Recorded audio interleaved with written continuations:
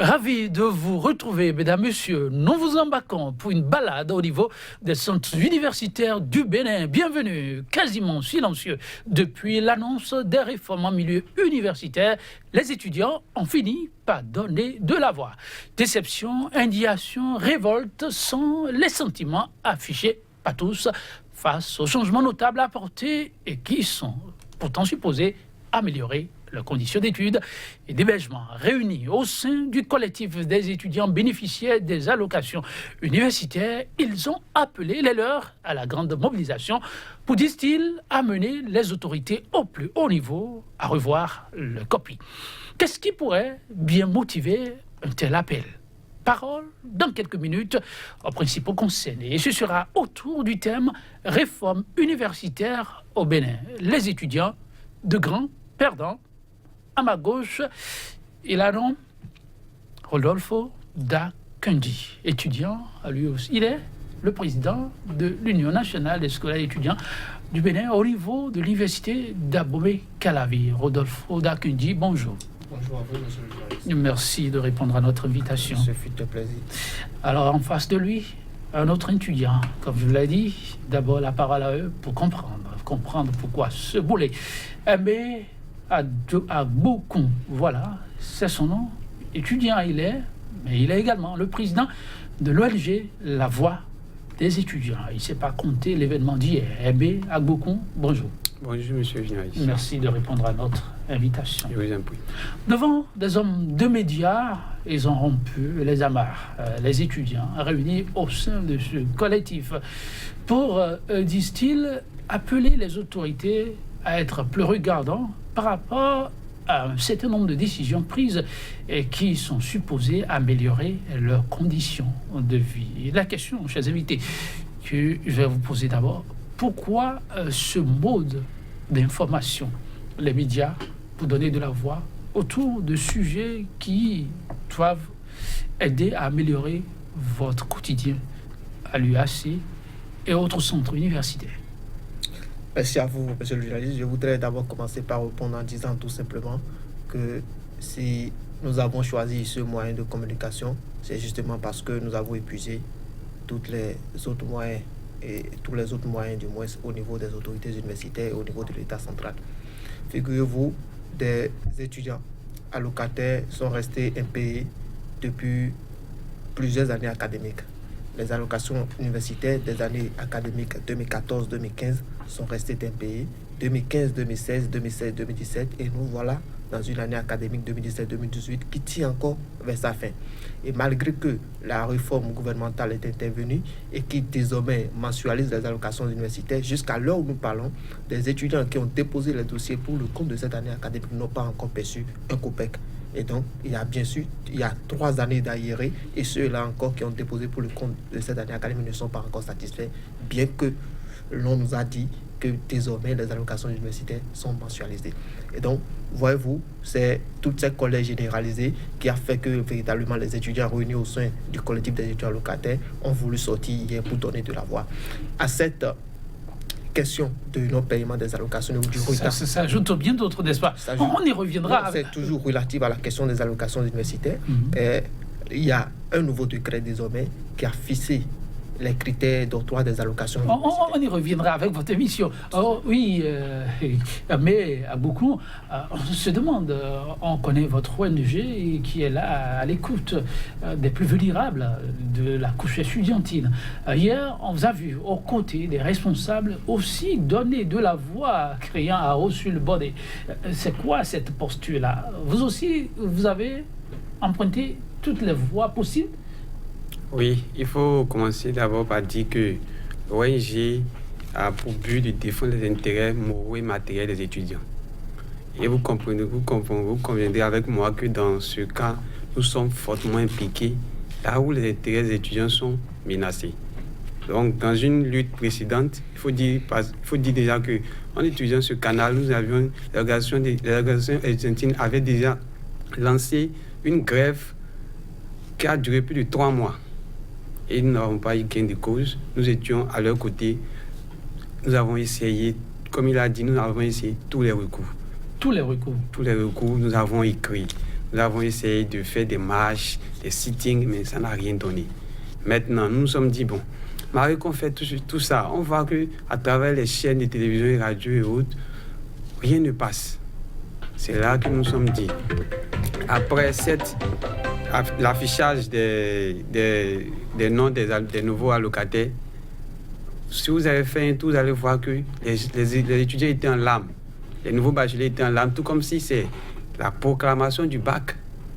Nous nous sommes dit, ils se sont rapprochés de nous pour dire ils veulent qu'on les aide à se faire entendre. Nous nous sommes dit, bon d'accord, nous allons faire les démarches pour qu'au moins on en parle à la presse, vu que nous avons déjà fait des marches. Nous avons tout essayé, rien n'a été, on n'a pas eu gain de cause. Donc voilà pourquoi nous avons fait appel à la presse pour pouvoir se faire entendre. Votre voix bien loin. Voilà. Ah oui, Rodolfo, on se rappelle que les mouvements de débrayage ont duré dans le temps et par la suite est intervenue une suspension. Beaucoup se sont dit qu'il y a eu des négociations qui se poursuivaient et qu'il y a eu sans nul doute aussi des garanties à apporter pour qu'on assiste à ce dégel appelé quand même par le grand nombre. Qu'est-ce qui, entre-temps, n'a pas alors marché? Justement, nous avons mené ce combat. Nous sommes allés en grève. Les trois organisations fêtières d'étudiants, à savoir la Fédération nationale des étudiants du Bénin, l'Union nationale des étudiants du Bénin et l'Union nationale des scolaires étudiants du Bénin, dont je suis l'actuel président. Il n'y a eu aucune avancée dans les négociations. Nous n'avons obtenu aucun résultat. Aucune de nos revendications n'a été satisfaite et nous n'avons même pas eu la certitude de ce que telle revendication sera satisfaite à telle échéance. La suspension est intervenue alors comment? Et malheureusement, c'est la Fédération nationale des étudiants du Bénin qui unilatéralement a appelé à la reprise des cours. Pour ce qui nous concerne, nous autres, les deux autres syndicats, à savoir l'UNEB et l'UNICEF, nous avons quand même maintenu notre motion de grève et donc la suspension ne nous concerne pas. C'est vrai, dans l'ensemble, les étudiants ont repris le chemin des amphithéâtres, mais nous nous sommes dit véritablement que c'est parce qu'ils ne comprenaient pas grand-chose. Et je crois aujourd'hui avec le collectif des étudiants locataires qui s'est réuni hier, je pense véritablement et je me réjouis que les uns et les autres ont commencé par comprendre quand même l'intérêt du combat que nous avons mené. Parce que figurez-vous, ce décret aujourd'hui qui fâche, c'est un décret qui est... Le décret du mois de mars. Du mars 2017, qui fixe de nouvelles conditions d'octroi des allocations universitaires. Nous avons dénoncé la chose et c'est le point principal pour lequel nous sommes allés en grève, parce que nous avons des griefs qu'on se teste. Quand on dit ou qu'à travers ce test, quand on ramène l'âge pour bénéficier d'une allocation universitaire à 21 ans, ça pose un problème véritablement. Ça pose quel problème? Ça pose un problème dans notre contexte actuel, quand nous savons les difficultés que les uns et les autres ont à pouvoir même s'inscrire dans les écoles, dans les coins les plus reculés, et avec tout ce qu'il y a comme échec scolaire, tout ce qu'il y a comme tout ce qui contribue quand même à ces échecs scolaires, les greffes pelées et tout. Donc véritablement, ceux-là qui ont plus de 21 ans, sont à l'université. Donc, il est de bon ton quand même qu'on leur octroie quand même des allocations universitaires. L'autre problème qui fâche le plus, c'est que désormais, l'on a quotarisé les allocations universitaires. Et donc, les allocations universitaires... Pour nos téléspectateurs, expliquez-vous. Les allocations universitaires sont octroyées par quota désormais, entité par entité, selon bien sûr la priorité que le pouvoir central se fixe. Et donc, il n'y a plus question de ce que... Il n'y a plus une moyenne, il n'y a plus un seuil de moyenne qui est fixé pour pouvoir bénéficier d'une allocation universitaire. Plus de seuil de moyenne. Plus de seuil de moyenne. Et donc... Mais c'est sur quelle base alors? On choisit, même si c'est pas département, comme vous le dites, les concernés, on les choisit alors sur quelle base? On nous a dit qu'on va choisir les plus méritants, les plus meilleurs, selon quand même des critères qu'eux-mêmes ils se seraient définis. Et donc les critères ne sont pas connus de nous-mêmes. Les critères ne sont pas connus. Les critères ne sont pas connus de nous-mêmes. Donc voilà, ça pose un véritable problème. Nous avons dit, en son temps, nous avons dit que c'est une suppression de fait des allocations universitaires. Parce qu'avec le test et avec les différents arrêtés qui sont sortis, nous avons noté que nous sommes passés de plus de 30 000 allocataires par an à un peu plus de 2 000 étudiants allocataires pour le compte de cette année académique. 2 000 étudiants pour le compte de cette année académique. Quand je prends un exemple tout simple comme la faculté de droit et de sciences politiques, là on a octroyé que 50 bourses aux étudiants inscrits dans cette faculté. Ils sont au nombre de... Ils sont à la FADESP, c'est plus de 15 000 étudiants. Donc, ce n'est que les nouveaux bacheliers. Les nouveaux bacheliers en première année FADESP, c'est 6 000, 8 000 étudiants, donc 50 bourses et 150 secours. Donc 200 personnes allocataires dans ce contexte-là. Ça pose un véritable problème. Aujourd'hui, nous avons mené le combat. Ça n'a pas porté son fruit. Les étudiants dans leur ensemble ou la Fédération nationale a appelé à la reprise des cours. Les étudiants qui ont déposé leur dossier pour pouvoir bénéficier d'une allocation universitaire ont déposé leur dossier, mais il s'est fait qu'à l'affichage des noms, il y a eu des irrégularités qui ont été observées. Des irrégularités que nous avons déjà tirées sur la sonnette d'alarme pour dire, tel que ça se passe là, c'est une escroquerie. Parce que là, il y a le décret 2008 portant prise en charge par l'État des frais d'inscription des étudiants non allocataires. Donc, les étudiants non boursiers, non secourus, sont pris leurs frais d'inscription est pris en charge par l'État central. Il n'y a que les étudiants allocataires qui sont appelés à payer les frais d'inscription. Vous parlez d'escroquerie et vous parlez d'affichage. Ça fait deux données différentes, n'est-ce pas? Oui. Attendez, pour la première donnée évoquée, vous, ONG, dans votre rôle de veilleur, est-ce que vous vous êtes rendu compte qu'à l'affichage, il y a eu d'abord des irrégularités? Oui, il y a eu de grosses irrégularités à l'affichage. Lorsque les listes ont été affichées, moi, personnellement, je me suis rendu pour faire un peu le constat. Mais figurez-vous qu'il y a des gens qui ont 10 de moyenne, qui sont retenus, tandis qu'il y a des gens qui ont 14, 15 de moyenne, qui ne le sont pas. Là, je suis venu à Je veux croire que vous n'exagérez pas. Quelqu'un qui a 10 de moyenne, qui est retenu, l'autre qui a 14, vous êtes sérieux? Est-ce que vous avez de la documentation sur ça? Je vous assure que ce que je dis est avéré, parce que les listes à la DB sont affichées là maintenant où je parle. Et là, je suis venu à certains relevés qui montrent des étudiants qui ont 14, 15 de moyenne, 13 de moyenne, qui ne sont pas pris. Tandis qu'il y a des gens qui ont 10 qui sont pris. Ce que je dis, vous pouvez aller vérifier. Parce que là, j'ai demandé au président tout à l'heure s'il avait au moins une photo qu'on pourrait présenter. Mais plus, il m'a dit qu'il n'y a aucun problème. Puisque, voilà. Pour prendre ces images. Mais dites, après ces constats, est-ce que vous avez essayé de mener des démarches vers les autorités? Peut-être qu'il s'agit juste d'erreur. C'est vrai que s'il s'agit même d'une erreur, là, ça fait une erreur grave. Mais est-ce que vous avez mené des démarches à leur endroit pour comprendre un peu ce qui s'est passé? Bon, démarche proprement dite, non.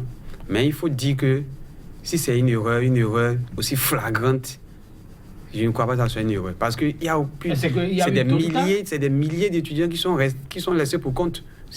Mais une erreur... Il y a eu plusieurs cas? Oui, il y a une erreur, on peut dire 2, 3 erreurs. Mais quand il y a des milliers qui sont laissés pour compte, vous avez vu hier, ceux-là que nous avons présentés en conférence de presse, ça, ce n'est qu'une goutte d'eau par ceux-là qui sont blâmés par cet affichage. Ils sont nombreux à ne pas être sélectionnés alors qu'ils sont méritants. Dans ce cas, nous disons qu'il y a là de l'escroquerie. Parce que qu'est-ce qui fâche plus? Il faut dire, selon le décret tiré 155 du 10 mars 2017, pour être allocataire en République du Bénin, dorénavant, il faut avoir eu le bac à 21 ans. Bon, acceptons même allant sur cette base de 21 ans. Lorsqu'on prend la base de 21 ans déjà, ceux-là qui pleurent aujourd'hui, c'est ceux-là qui respectent au moins l'âge de 21 ans. D'autres ont 17 ans, 18 ans, 19 ans. Mais malgré, on leur dit, une fois que vous avez 11 de moyenne, tout au moins au bac, vous devriez payer 15 000 francs pour vous inscrire. Ça, c'est encore un autre pan du sujet que vous abordez là. C'est là que c'est ce qui fâche encore plus, au fait. Ok, allez-y. Non seulement les étudiants, pour s'inscrire, on leur avait déjà dit qu'ils doivent payer 15 000 francs parce qu'ils sont potentiels allocataires. Ceux-là qui ne respectent pas les critères selon le nouveau décret là, ne paient pas l'inscription. Mais ceux qui sont supposés être allocataires doivent payer 15 000 francs pour s'inscrire. Et bien, sur cette base, le recteur a pris 15 000 francs dans la main de tous ces milliers d'étudiants. Et à l'affichage, le conseil est là. On constate qu'ils sont purement et simplement laissés pour compte. Ils ne sont pas pris. Il semble qu'il y a ceux qui sont pris, je n'ai pas l'effectif exact, mais la grande majorité est laissée pour compte. Comme le président l'a dit, à la FADESP, par exemple, il y a à peine 200 allocations qui doivent être octroyées là. Mais pour une première année, ils sont à peine 6 000 étudiants. sur les 6 000, il y a au moins 3 000 qui ont eu les 11 de moyenne, qui ont payé les 15 000 francs. Et aujourd'hui, on prend 200 dedans. Regardez le gros nombre qui reste. Est-ce qu'on peut parler d'erreur dans ces conditions-là? Oui, et ça reste une question posée. Nous allons vous demander de vous rapprocher tout de même des autorités pour savoir un peu ce qui se passe. Ça donnera encore plus de crédibilité aux éléments. C'est bon, les constats, mais aller encore plus loin, ça aidera sans nul doute à apporter des réponses encore plus pertinentes aux étudiants qui attendent beaucoup de vous.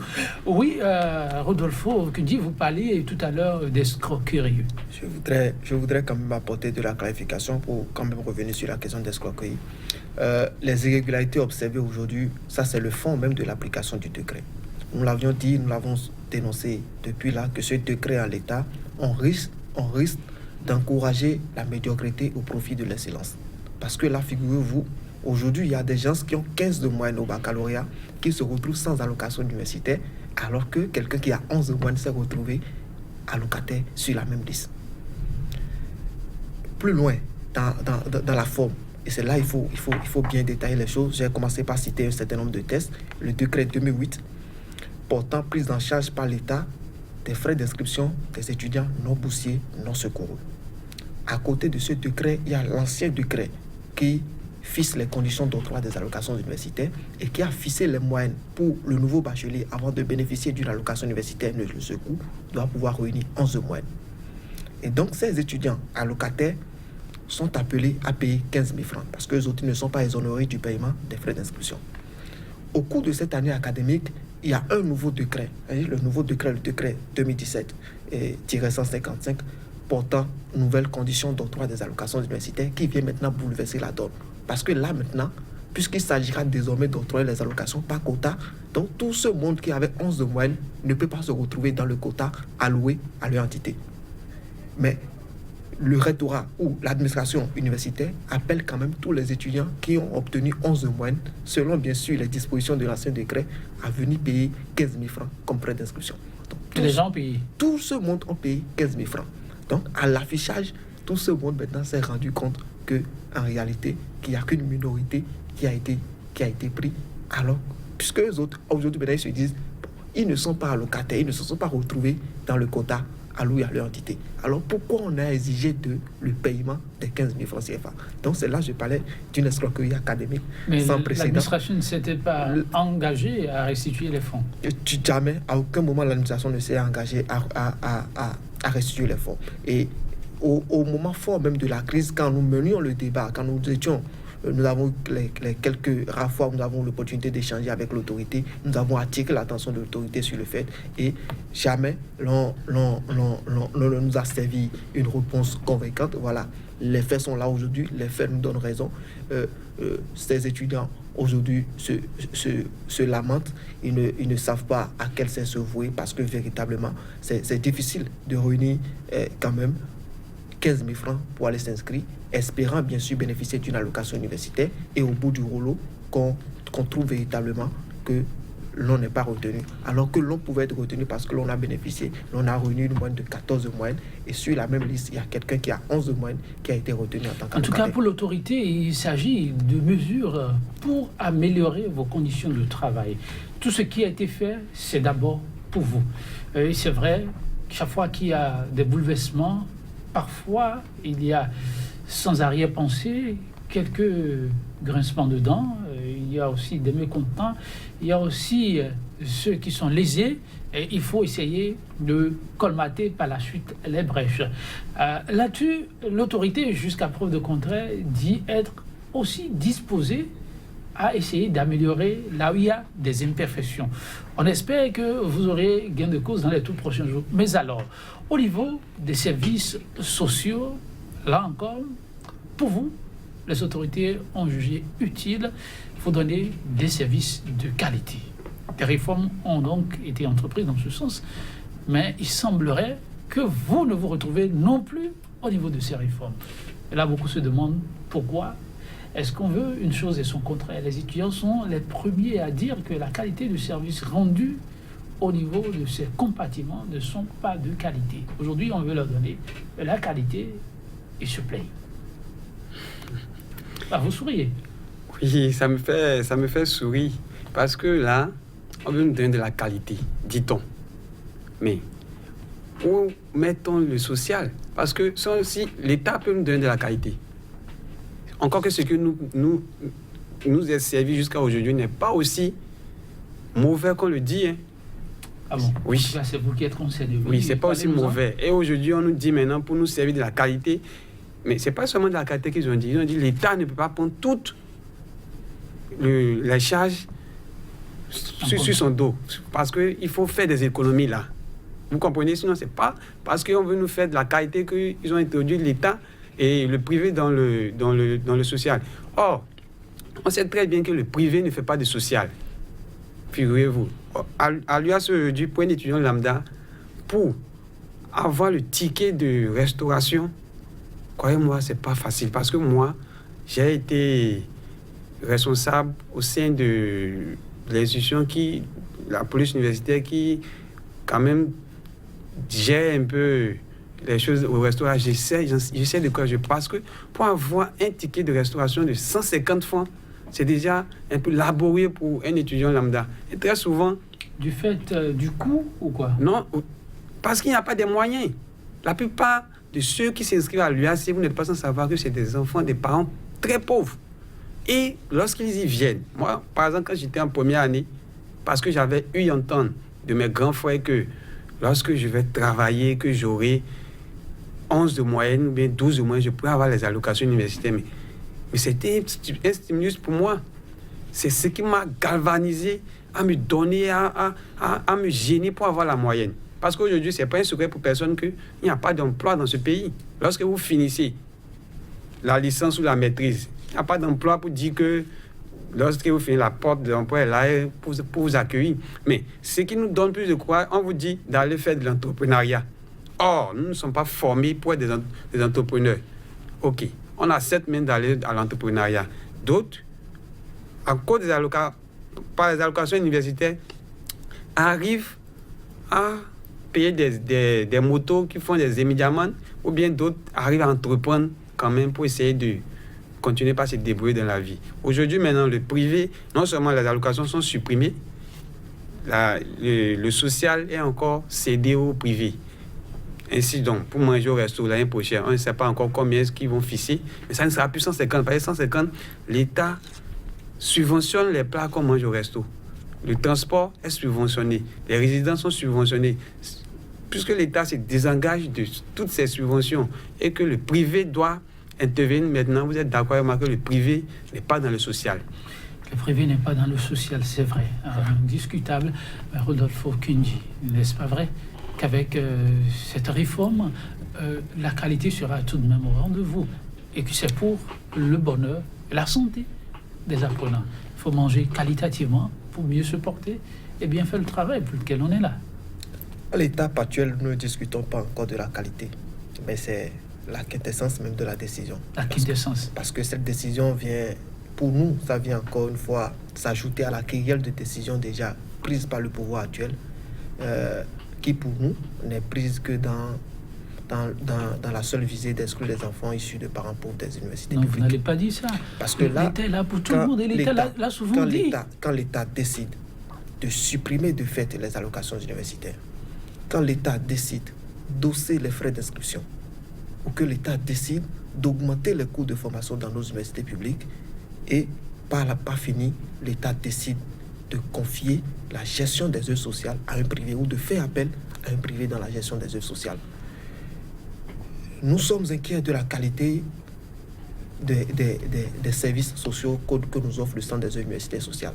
Mais les inquiétudes à l'heure où nous parlons, est-ce que les coûts habituels auxquels les étudiants déjà difficilement arrivent à se procurer des œuvres sociales, est-ce que ces coûts habituels seront maintenus? S'il doit y avoir une augmentation de ces coûts, ça pose un véritable problème. Ça pose un véritable problème. Parce que pour nous, les œuvres sociales sont de la responsabilité de l'État. L'État est dans l'obligation de faire des œuvres sociales pour une certaine couche défavorisée de la population. Et les étudiants sont une couche défavorisée de la population. On peut ne pas avoir un regard attentionné pour ces étudiants, pour des gens qui ont quitté les parents des kilomètres pour venir s'inscrire à l'université parce qu'ils ont soif du savoir universel. Et déjà, on a commencé par ériger des barrières pour pouvoir verrouiller l'accès à l'université.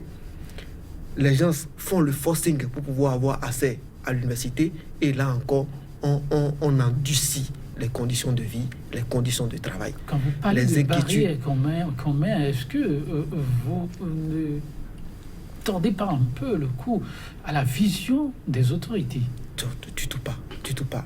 Voyez-vous, depuis pratiquement 2 ans maintenant, l'accès à l'université, ce n'est pas que le bac qui donne l'accès à l'université. Qu'est-ce qui donne encore l'accès à l'université? Après le baccalauréat, vous êtes appelé maintenant à déposer un dossier d'études pour qu'on vous autorise maintenant à s'inscrire à l'université.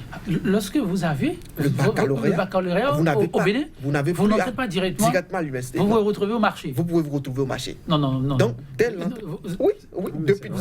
depuis 2 ans maintenant. Donc, l'annonce faite a été mise en application. Depuis 2 ans. Depuis 2 ans. Depuis 2 ans. Dès que vous avez le baccalauréat et que vous voulez vous inscrire, par exemple, dans une entité comme la FAS, la Faculté des sciences et techniques, vous constituez un dossier en bonne et due forme et vous déposez au décanat de la FAS. Les autorités décanat de la FAS étudient le dossier et soit vous êtes accepté, soit vous êtes recalé. Et ceux-là, nous avons toujours posé la question de savoir, ceux-là qui sont recalés, ils deviennent quoi?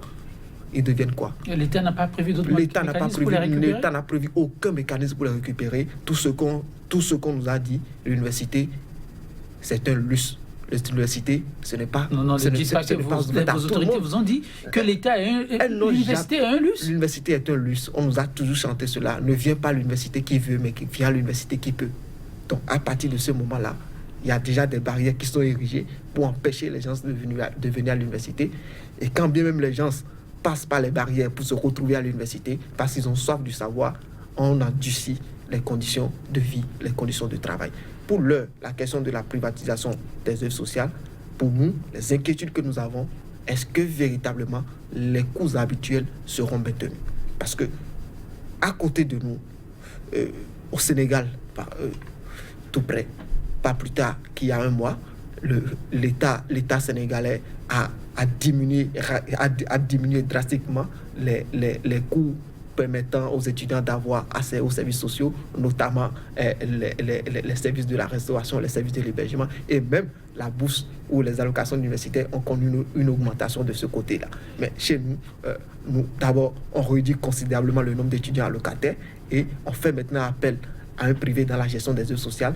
Pour nous, forcément, c'est que véritablement, ces coûts habituels vont connaître une augmentation et ce sera la goutte d'eau qui va déborder le vase. Ces préoccupations font partie des préoccupations pour lesquelles vous n'avez pas pu obtenir jusqu'à présent d'oreilles attentives? Du tout pas. Jusqu'à présent? Jusqu'à présent. Il faut dire, la situation actuelle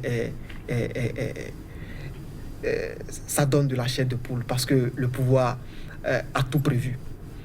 C'est-à-dire? Les premiers jours de l'avènement du régime qui est là actuellement, à la faveur d'un conseil des ministres, l'on a interdit d'activité les organisations estudiantines. Et cette interdiction d'activité des organisations estudiantines a duré dans le temps, jusqu'à l'heure où nous parlons. Et donc, jusqu'à l'heure où nous parlons, l'État n'entend même pas collaborer avec les organisations estudiantines. Et donc, entre griffes... Vous ne lui prêtez pas d'intention? Entre griffes, les étudiants n'ont pas de porte-parole. Et donc... c'est pour la circonstance que vous avez créé le collectif. Les organisations existent toujours. Nous résistons face à la mesure que nous qualifions quand même d'arbitraire du pouvoir. Donc nous résistons. Nous, par le forcing, nous nous faisons entendre. Ça, c'est une situation isolée. C'est pourquoi il y a un collectif d'étudiants qui est né. Puisque là, ils ont mis le temps pour mettre en lambeaux les organisations estudiantines, pour museler les libertés associatives, les libertés de réunion sur le campus. Parce que figure-vous aujourd'hui, l'autre réforme que l'on ne voit pas, ou ceux qui sont hors de l'université n'aperçoivent pas, c'est que désormais, les franchises universitaires sont levées. De fait, les corps, les hommes en âme font maintenant partie intégrante de l'université. Et donc, vous voulez dire que l'université est transformée en un camp militaire? Allez-y faire un tour, vous verrez. Ceux qui font un tour chaque jour savent de quoi nous parlons. Et que désormais, pour se réunir ou pour manifester sur nos campus universitaires, c'est un problème. C'est un problème parce que véritablement, la liberté est confisquée. La voix des étudiants confirme ces allégations. Sur le campus aujourd'hui, vous cohabitez avec les forces de l'ordre. Oui. C'est possible de manifester sur le campus. On a entendu dire qu'il y a trop de désordre sur les voies publiques. Et ça, vous concevez qu'on saurait l'admettre, bloquer une voie inter-État qui dessert le grand nombre, parfois à des heures ouvrables. Le préjudice est grand. L'État a estimé à un moment donné qu'on pourrait tolérer longtemps encore ces agissements. Et bon, on pourrait comprendre. Mais là, votre vis-à-vis dit que même sur le campus, il vous est interdit de vous réunir. Sans autorisation, c'est impossible. Non, c'est pas ce qu'il a dit maintenant. Ah, ce n'est pas ça. Non. La nuance est importante, oui. Oui. Nous avons le terrain de nous réunir. On se réunit. Vous réunissez? Oui, parce que hier, pour faire la conférence de presse, j'allais venir là, oui. Nous étions réunis. Mais ce qui déplore, c'est quoi? C'est qu'aujourd'hui, le campus d'Abouin-Calavi est devenu ce que moi j'appelle le camp Guézo Anès. Bon, alors expliquez-vous, qu'est-ce que c'est le camp Guézo Anès? Le camp Guézo, déjà, il faut dire, c'est le grand camp militaire qu'on a au Bénin. Et lorsque vous rentrez à l'UAC, déjà, lorsque vous arrivez même devant l'entrée principale, le dispositif qui est là, des forces de l'ordre qui est là, en dit déjà long. Lorsque vous il y a un dispositif. Ah oui, il y a un gros camion rempli d'eau chaude pimentée qui est là en permanence tout le temps. Et le véhicule de patrouille des policiers qui est là, ils sont même là tout le temps en train de jouer. Tellement qu'ils n'ont rien à faire maintenant, ils sont oisifs là, ils jouent des cartes. Ils sont là. Et lorsque vous rentrez dans l'université, ils sont un peu postés à chaque recoin de l'université. Ce n'est pas qu'ils sont seulement à l'entrée principale. Lorsque vous rentrez, au niveau des amphis, au niveau même des résidences, ils sont un peu partout. Et lorsque vous voyez ça, ça donne de la frustration. Ça donne de la frustration. Parce qu'à chaque fois que nous voyons des policiers, on est déjà frustrés. Mentalement, les gens ne savent pas ce que ça nous fait moralement. Parce qu'un étudiant qui voit, ne serait-ce que le camion des policiers postés non loin des résidences ou des amphithéâtres est déjà un peu énervé. Mais n'ayant pas de force pour faire quoi que ce soit, on reste là, impuissant. Mais jusqu'à quand?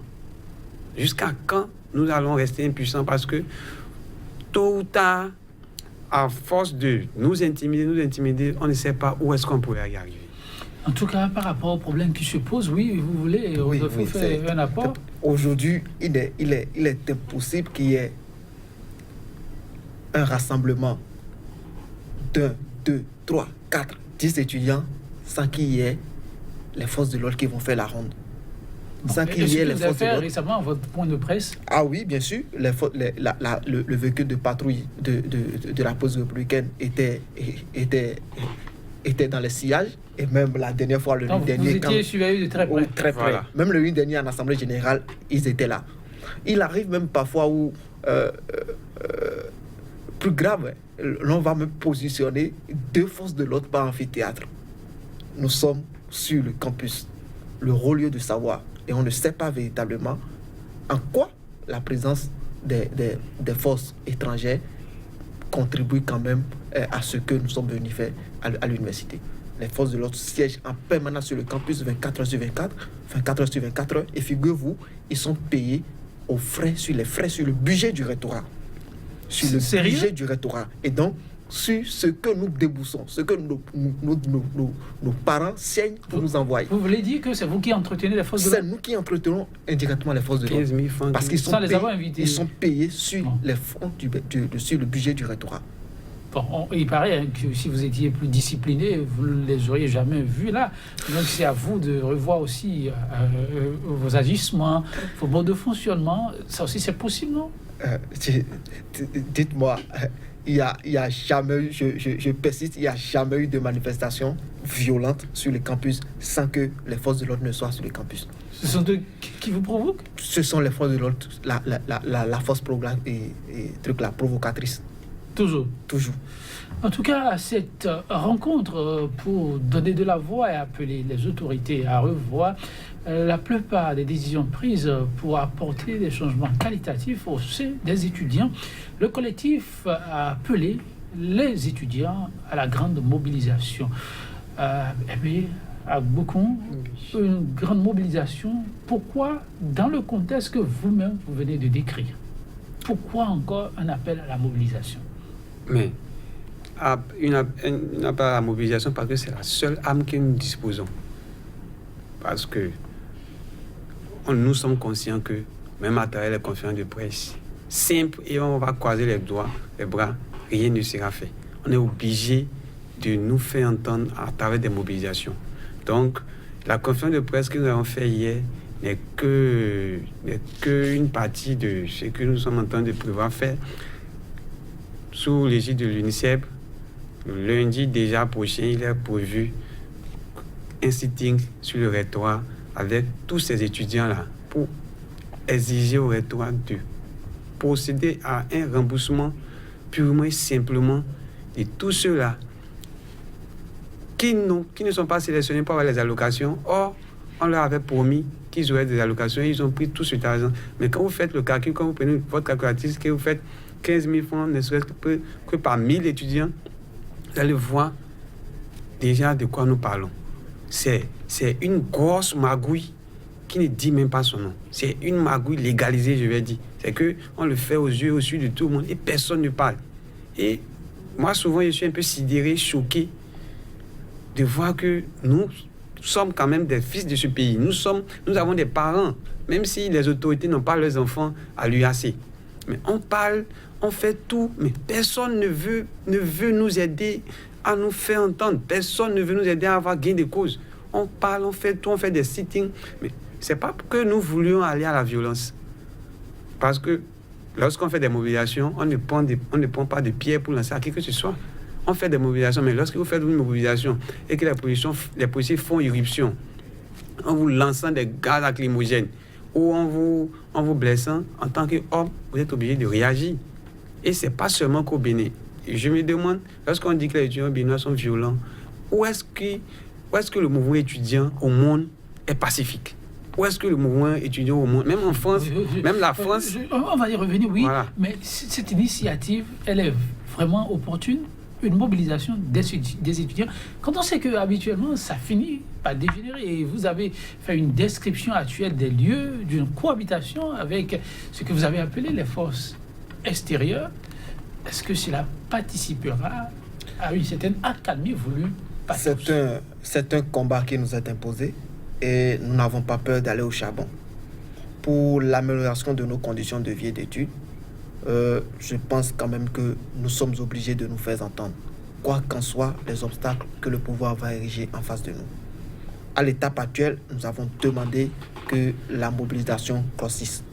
Il faut que les étudiants spoliés, les étudiants stockés, qu'il faut déjà qu'ils commencent par s'organiser déjà dans les amphithéâtres. Parce que là, la fièvre doit embraser les amphithéâtres pour finalement embraser l'université d'Abomey-Calavi. Et au-delà de l'université d'Abomey-Calavi, les universités nationales du Bénin. Parce que ce que ces étudiants-là vivent ici, les étudiants de l'université de Parakou vivent également cette situation. Donc, c'est pour vous dire que nous n'avons pas choisi véritablement aller au combat, mais que c'est le combat qui nous a choisi. Le combat vous a choisi. Mais une autre façon de voir les choses. Est-ce que ça fait juste de dire que le combat vous a choisi? Quand on fouille très bien, il y a toujours une oreille attentive. Et surtout vous qui êtes de l'ONG. Vous pouvez taper à la porte d'ONG sœurs qui peuvent servir d'intermédiaire entre vous et les autorités. Pourquoi ne pas essayer la piste? Vous pensez que c'est perdu d'avance et que c'est la seule issue qui vous reste désormais? Vous voyez, c'est le combat que nous avons choisi, comme le président l'a dit tantôt. Vous pensez aussi? Oui, parce que on ne vient pas à l'université pour lutter ou combattre. Mais lorsque vous venez à l'université et que non seulement les conditions ne sont pas réunies, et encore le peu de moyens qui est à votre disposition pour que vous puissiez quand même évoluer, avoir votre diplôme et partir, on veut encore vous arracher cela. mais vous êtes obligé de revendiquer vos droits. Et notre constitution nous donne aisément le droit de le faire. C'est ce que nous faisons. Nous ne faisons que réclamer ce qui nous revient du droit. Donc, on n'a pas choisi aller au combat, aller faire des luttes. Non. Et comme j'aime à le dire, il y a Patrice Lumumba qui dit « Sans lutte, vous n'aurez rien. Ni aujourd'hui, ni jamais. » Si nous restons là, à croiser les bras et dire que ça va aller, on va écrire, ne pensez pas que nous faisons que des mobilisations, faisons des combats. Avant qu'il y ait des marches, avant qu'il y ait des choses, les présidents d'organisation vont toujours à la table de négociation. Ils écrivent, ils saisissent toutes les institutions que nous avons au Bénin ici, mais c'est lettre morte. On n'a jamais gain de cause. Mais lorsqu'on finit d'éplucher tout ça et qu'on n'a rien, on est obligé de passer à la mobilisation, espérant que peut-être que si on mobilise et qu'ils sont dérangés, ils sont dérangés. À chaque fois qu'on se regroupe, mais ils transpirent même quand ils sont dans les climatiseurs. Donc, on se dit peut-être que cette transpiration les emmènerait quand même à nous donner satisfaction. Mais malgré ça, on constate que, surtout avec l'avènement de la rupture, là, c'est tout comme si les étudiants sont des gens peu fréquentables, des gens qu'il faut éliminer, je ne sais pas, mais tout est mis. Qu'est-ce qui vous donne cette impression? Mais le président l'a dit tout à l'heure, dès l'arrivée du pouvoir, on suspend les organisations étudiantines. Ceux-là même qui doivent défendre les droits des étudiants, on les suspend, on les met dans l'inégalité. Bon, après ça, on vient encore, on supprime les allocations universitaires parce que c'est une suppression. La question de la suspension, il a été dit que c'était pour vous aider à mieux vous réorganiser. Mieux nous réorganiser. Et depuis jusqu'à aujourd'hui, et Rodolfo veut rien n'est encore. Des éléments par rapport à ça. Oui, bon, on l'a entendu, on a entendu les autorités. Réorganiser le mouvement étudiant, je me demande si ça doit être à l'initiative du pouvoir. En quoi ça gêne un pouvoir qui est une kyrielle d'association? En quoi ça gêne un pouvoir que la liberté d'association qui est reconnue, qui est garantie par la loi fondamentale, que les gens s'en jouissent? Vous pensez que c'est la liberté d'association? C'est la liberté d'association. C'est la liberté d'association. L'objectif du pouvoir, et nous voyons déjà, il y a des tests qui ont été pris dans ce sens. L'objectif du pouvoir, c'est de confiner les associations étudiantines dans un même creuset pour en faire véritablement un monologue. C'est là où le pouvoir veut en venir. Et nous sommes là, nous sommes regardants, et d'ici là, nous aviserons. On ne peut pas comprendre qu'un pouvoir des associations étudiantines, on ne parle pas des associations étudiantines des moindres, qui ont de plus de 20 ans d'existence et qui n'a posé problème à aucun régime. Et qu'aujourd'hui, un régime dit de la rupture trouve que les problèmes des étudiants ou le problème des universités que connaissent nos universités, les problèmes que connaissent nos universités publiques, c'est du fait des associations étudiantines. Et qu'il faille forcément réorganiser le mouvement étudiant. Aujourd'hui, c'est quoi le rapport entre les différentes associations étudiantines? Vous savez, chaque organisation a sa ligne directive. Nous travaillons véritablement à nous entendre sur le minimum. Le minimum, c'est l'intérêt général. Nous pouvons ne pas avoir les mêmes idées ou les mêmes appréhensions d'un problème, mais sur la question d'intérêt général, nous devons de nous mettre ensemble pour véritablement y aller ensemble. Nous ne nous entendons pas forcément, mais quand véritablement, quand il y a danger, je pense que les uns et les autres essaient quand même de mettre les intérêts organisationnels de côté, les égos personnels de côté, pour que véritablement nous nous concentrons sur l'essentiel qu'est l'intérêt de l'étudiant. L'avenir de ce combat que vous menez actuellement, vous l'entrevoyez comment? Nul ne saurait le dire. Nous comptons continuer la lutte sans cesse jusqu'à ce que on ait la satisfaction. Votre adresse à l'endroit des vôtres avant qu'on mette un thème à cette émission? Moi, je leur dirais courage. Parce qu'aujourd'hui, le courage est le moins qu'on puisse avoir pour espérer étudier à l'UAC aujourd'hui. Courage, restons debout. Forcément, on aura gain de cause. Merci à vous, Aimé Amoukou, oui, et Rodolfo Dakunji. Et votre adresse à l'endroit des vôtres? Avant de m'adresser aux autres, je voudrais dire que je reste convaincu et certain que le combat que nous menons portera ses fruits. Que ce soit avec nous ou que ce soit sans nous. Parce que le combat que nous menons, ce n'est pas forcément pour nous autres, ce n'est pas forcément pour la génération d'étudiants qui est là actuellement. Nous menons ce combat pour le chemins de frères qui viendront s'inscrire à l'université plus tard. Je voudrais tout simplement dire aux autres, dire à mes camarades étudiants de garder toujours la flamme de l'espoir allumée et que véritablement l'avenir sera meilleur. Merci à vous, Rodolfo Dakinji, mais à beaucoup. Merci également pour la disponibilité, mesdames, messieurs. 100% Bénin, ce sera ainsi tout pour le numéro du jour. Parole aux étudiants pour expliquer un peu ce qui s'y passe, leur regard par rapport à ces réformes qu'ils en sont à bouder depuis quelques heures. Pour le numéro du jour, je vous fausse compagnie sur cette citation de l'écrivain et psychosociologue français, acteur politique, Jacques Salomé. Je le cite: « La demande la plus répandue au monde et à prendre en compte est celle d'une écoute, pas celle d'une réponse. Plus l'écoute est grande, plus les réponses apportées aux problèmes sont satisfaisantes. » Merci d'être une fois encore des nôtres et à demain pour un autre numéro de 100% Bénin.